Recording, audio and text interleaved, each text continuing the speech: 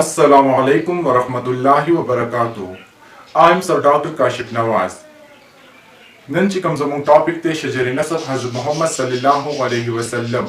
په شجر نسب کې حضرت محمد صلی الله علیه وسلم شجر نسب کې مونږه د حضرت آدم علیه السلام حصہ یعنی حضرت آدم علیه السلام نه واخله تر حضرت نوح علیه السلام پورې شجر نسب په اوله حصہ کې بیان شو. د هغې نه پس مونږ شجر نسب د حضرت نوح علیه السلام اولاد خام او اولاد یافس اولاد په حصہ نمبر 2 کې بیان شو.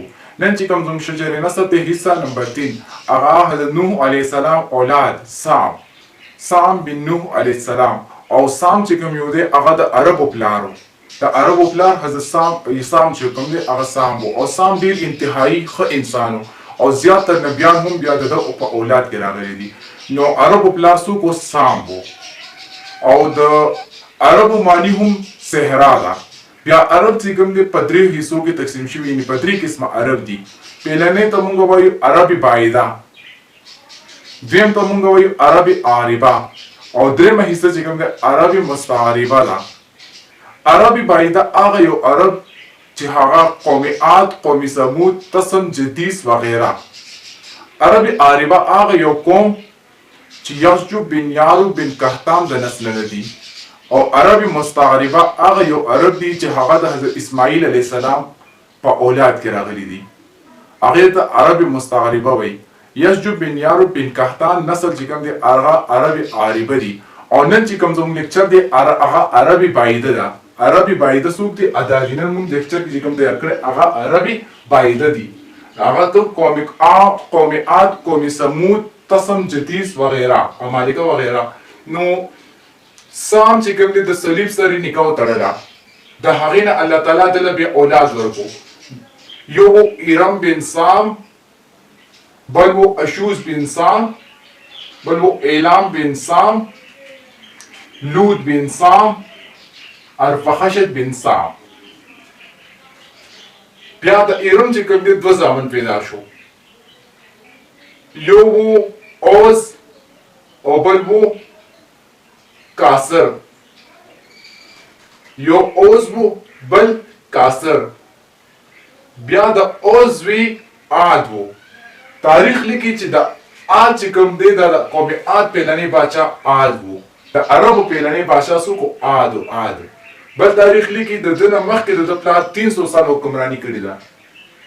د عربو پیلنی بادشاه څوک عاد او عاد د چا زوی اوز د چا زوی ایرم، د ایرم د چا زوی سام د زوی نوح علیه السلام.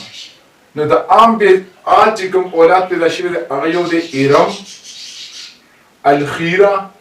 الخیره بن عاد، بقر بن عاد، عطر بن عاد، لقمان بن عاد، عابر بن عاد، صدا بن عاد، شدید بن عاد، شداد بن عاد، خلود بن عاد. بیا چې کوم دی الخیره جلحمه پیدا شو. الخیره نه څوک پیدا شو؟ جلحمه، یعنی جلحمه بن الخیره. د بکر نه بیا دوه زامن پیدا شوي دي، یو دی معاویه بل دی حذیمه. د عطر بن عاد نه چې کوم دی عقیل پیدا شو. د عطر زوی عقیل وو. بیا د لقمان زوی سعاد وو او د سعاد زوی جیرون وو. تاریخ لیکي چې په قوم عاد کې پیلنی تخت چې کوم بادشاهي تخت د جوړ کړی و، چا جوړ کړو؟ جیرون جوړ کړی و په دمشق کې. بل دی عابر بن عاد. د عابر زوی رقیم و، د رقیم زوی عاد، د عاد زوی خلجان دا د قوم عاد رئیس المشر یعنی سردار، رئیس السردار وو. دا څوک رئیس وو د خلجان، دا د چا؟ د قوم عاد. بل وو صدا. د صدا نه بیا دوه زامن پیدا شوي دي، یو دی اوبیل بل دی عاد. د عاد نه بیا نعمان پیدا شو او د اوبیل نه بیا حذیل پیدا شو. د حذیل زوی هزال وو، د هزال زوی لقیم وو. لقیم د حذیمه سره نکاح وتړه او حذیمه د چا لور وه؟ د بکر لور وه. دا یو لور دی د بکر. د بکر لور وه څوک؟ حذیمه. نو لقیم او حذیمه چې کله نکاح وتړله د دې نه بل څوک پیدا شوي دي؟ عبید بن لقیم، عابر بن لقیم یا عامر بن لقیم. بل ته پیدا شوی دی عمرو بن لقیم، بل زوی دی یا عمر بن لقیم. دریم زوی دی بدو، د بدو زوی هدو، د هدو زوی لقمان. بل د زوی شدید، بل زوی شداد. شداد دا هغه یو انسانو چې داسې کړي وي په دنیا کې چې کوم دی د جنت تیار کړی خلک پکې د دنیا هر قسمه میوه‌جات او ونې او غیره هم کرلي وي پکې دې شداد څه کړي وو. خو چې کله ده په دغه جنت باندې چې کوم دی باغ باندې 300 سال تېرې کړي، 300 سال کې د چې کوم دی دا جنت باغ چې کوم دی تیار کو. بیا د سوچ وکړو چې اوس باقي زه د خپل قوم نسل چې کوم دی دا د جنت ته دننه کوم ورته ښایم. نو الله تعالی د دننه کېدو نه مخکې چې کوم دی شداد هلاک و ختم یې کړو. دم د خدای دعوه کړې وه. نو د شداد د بیا درې زامن پیدا شو، یو ایرم، بل و هداد، بل و شمر. د هداد نه بداد پیدا شو، بیا د بداد نه چې کوم دی شداد پیدا شو. شداد خپله هم ظالم و او بل شداد دا چې کوم دی د کړوسو کې راغلی هم ظالم و. دې شداد چې کوم دی په شام عراق باندې اټیک کړی او حملې کړي وي او ګټلې وتې نه. بیا د په کړوسو کې شداد د په مصر په قبطیانو باندې اټیک کړ، هغه یې ترې ونیول. خو چې کله دې هلاک شو مړ شو بیا مصر روچت شو او د ده نه خپل ملک واخیستو خپل ځای د شداد نه.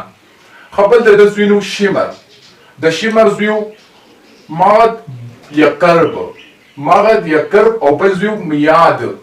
د میاد نه هینات پیدا شو او مغد یکرب نه چې کوم دی عبد بحر، عبد بحر پیدا شوی دی. خبل د زوی خلود، د خلود زوی ربا، د ربا زوی عبدالله، عبدالله زوی حضرت هود علیه السلام. حضرت هود علیه السلام څه دپاره یې راولېږل؟ ښه دې نه مخکې چې کوم دی موږ سره د قوم عاد پهلنی باچا څوک و؟ عاد و، خپله عاد باچا و.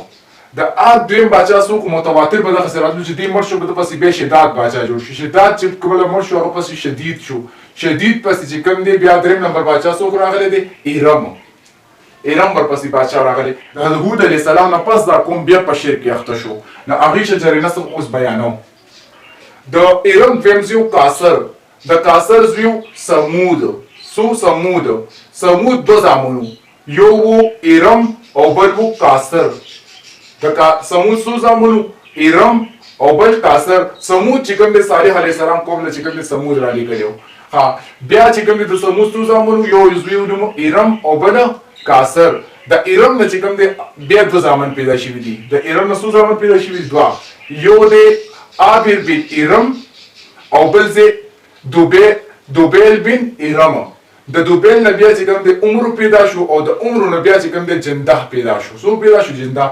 نو په قوم سمود کې پهلنی باچا چې کوم دی عابر و. څوک و؟ عابر پهلنی باچا و. دویم باچا چې کوم دی جنده و. جنده دا د دویم باچا و د چا؟ د قوم سمود و. ښه بیا چې کوم دی د قاصر زوی څوک و؟ سمود. د سمود زوی قاصر و. بیا د قاصر زوی اوبیل و او د صالح زوی اسب او د اسب زوی عبید او د عبید زوی حضرت صالح علیه السلام. څوک حضرت صالح علیه السلام؟ حضرت صالح علیه السلام چې کله حضرت هود علیه السلام وفات شو د هغه نه پس د قوم بیا چې کوم دی څه وخت په شرک کې اخته شو. چې شرک کې اخته شو خو د صالح علیه السلام قوم هم چې کوم دی ډېر مضبوط خلک و، ډېر طاقتور خلک. دوی به څه کولو؟ دوی به دا غرونه تراشل او په هغې کې به چې کوم دی دوی کورونه جوړولو. په هغې کې به چې کوم دی دوی اخته کورونه به جوړول. او د صالح علیه السلام شجره چې کومه ده څنګه ده؟ صالح علیه السلام بن عبید بن اسف بن شالخ بن عبیل بن قاصر بن سمود بن قاصر بن ارم بن سام بن نوح علیه السلام. دا د حضرت صالح علیه السلام شجره ده. بیا د حضرت هود علیه السلام، حضرت هود علیه السلام چې کوم دی ځینې تاریخ لیکي چې دی دا د ارپخشد په اولاد کې دی. هغې کې څنګه دی؟ ارپخشد بن صالح بن عابر. عابر نه مراد په تورات کې د عابر حضرت هود علیه السلام دویم نوم عابر ورکړی دی. نو تاریخ وایي چې دا د حضرت هود علیه السلام دویم عابر چې کوم نوم عابر حضرت هود علیه السلام دی. والله اعلم، هغه باندې الله پوهېږي. هود علیه السلام بن عبدالله بن رباح بن خلود بن عاد بن اوز بن ایرم بن سام بن نوح علیه السلام.